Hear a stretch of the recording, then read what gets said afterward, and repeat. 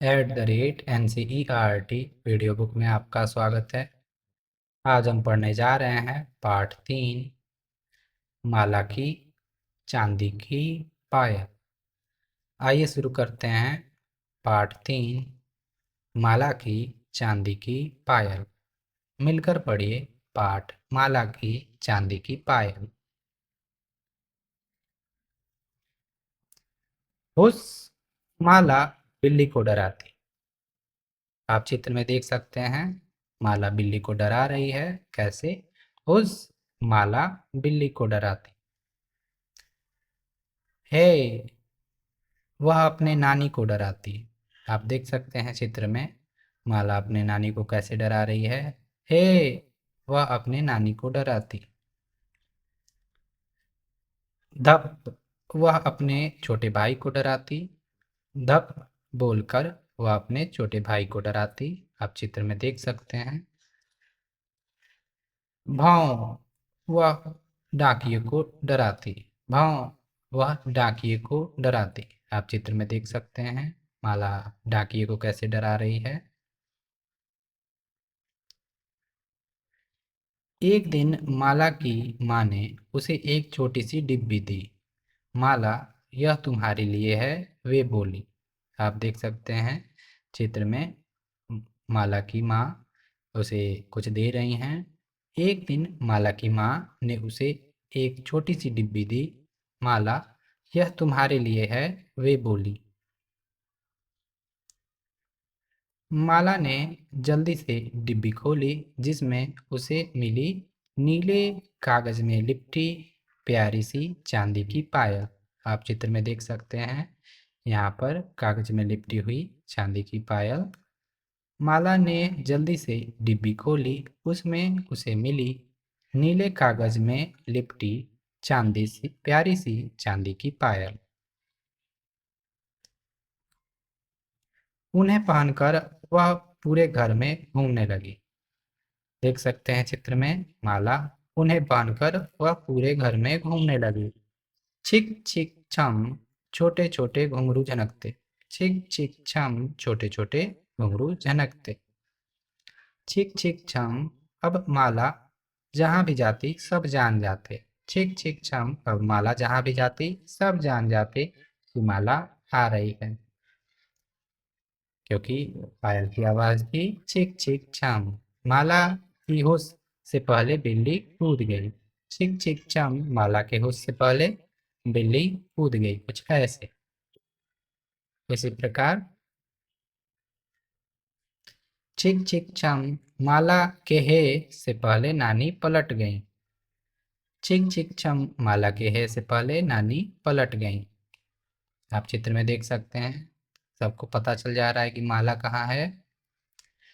छिक छिक छम, माला की धप से पहले छोटा भाई बाहर भाग गया। माला अपने छोटे भाई को धप कह के डरा, उससे पहले छिक छिक छम की आवाज आई। माला की धप से पहले छोटा भाई बाहर भाग गया। छिक छिक छम, माला की भौं से पहले डाकिया निकल गया। आप देख सकते हैं चित्र में, माला भौं करके डाकिये को डराती, उससे पहले डाकिया निकल गया। छिक छिक छम, अब माला किसी को डरा नहीं पाती, तो ऐसे में माला ने क्या किया, उसने अपनी चांदी की पायल उतार दी। देख सकते हैं यहाँ पे माला खुश है और वह चांदी की पायल निकाल कर फेंक दी। तो छिक छिक छम, और माला किसी को डरा नहीं पाती, तो ऐसे में माला ने क्या किया, उसने अपनी चांदी की पायल उतार दी। लेखक एनी बेसेंट। बातचीत के लिए।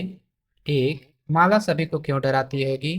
तो माला को ऐसा करने में अच्छा लगता होगा, मजा आता होगा। दूसरा, माला से सभी क्यों डर जाते होंगे? अचानक से कोई आवाज आने पे लोग डर जाते हैं।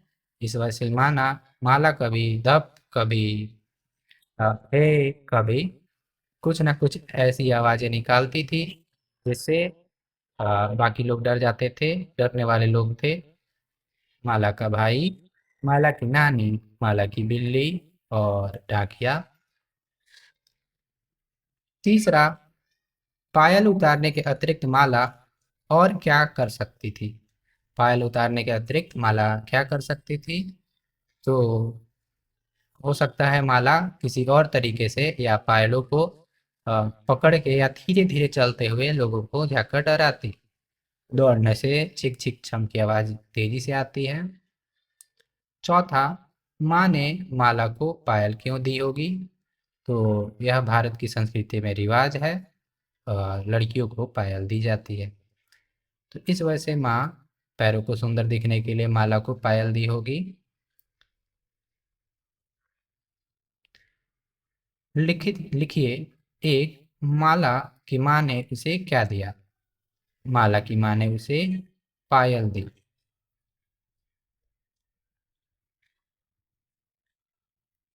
दूसरा, माला ने पायल क्यों उतार दी? सही उत्तर चुनिए। एक, पायल माला को चुभ रही थी। दूसरा, पायल से सभी को माला के आने का पता चल जाता था।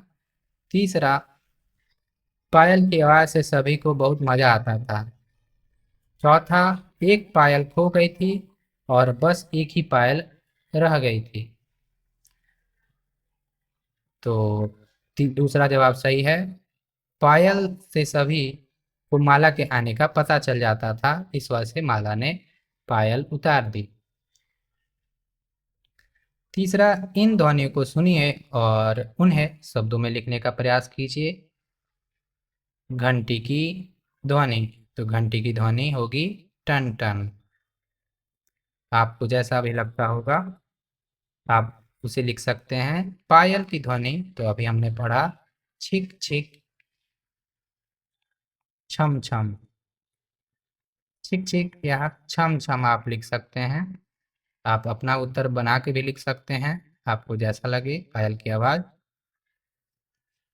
शंख की ध्वनि ऊं, पूं, ऐसे करके बहुत देर तक आवाज आती है। डमरू की ध्वनि डम डम डम डम डम। डमरू की ध्वनि कुछ डम डम डम डम ऐसे करके आवाज आती है डमरू की। आपको दूसरी ध्वनि अगर अच्छी लग रही हो डमरू की, उसे भी लिख सकते हैं। चौथा, माला किस किस को डरा रही थी? तो माला सबसे पहले बिल्ली को, फिर नानी को, फिर भाई को, फिर डाकिए को। माला इन सभी लोगों को डरा रही थी। देख सकते हैं, सबसे पहले माला बिल्ली को, नानी को, छोटे भाई को और डाकिए को।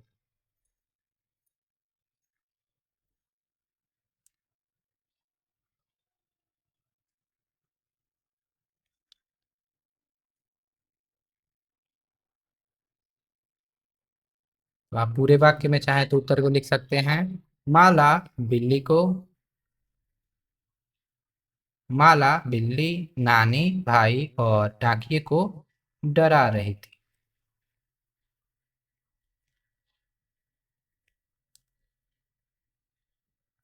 पांचवा, विराम चिन्ह का सही प्रयोग करते हुए नीचे दिए गए वाक्यों को अपनी कॉपी में लिखिए। तो आपको विराम चिन्ह का प्रयोग करते हुए नीचे की चीजों को कॉपी में लिखना है। क्या माला को नई पायल मिली? तो हाँ। क्या माला को नई पायल मिली? तो यहाँ पर विराम चिन्ह में ये प्रश्नवाचक चिन्ह लगेगा। माला पायल पहनकर पूरे घर में घूमने लगी, यहाँ पर खड़ी पाई लगेगी। आओ बूझें पहेली। माला की चांदी की पायल खो गई है, अक्षरों को जोड़कर माला की चांदी की पायल बनाइए। रेखा खींचकर शब्दों को जोड़िए।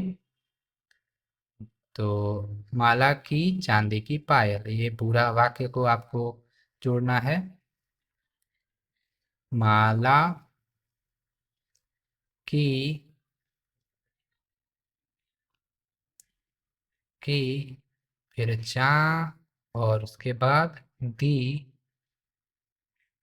फिर की,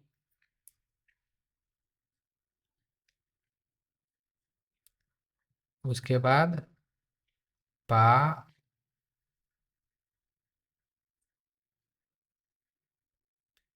पा य ल, कुछ ऐसे आपको मिलाना है।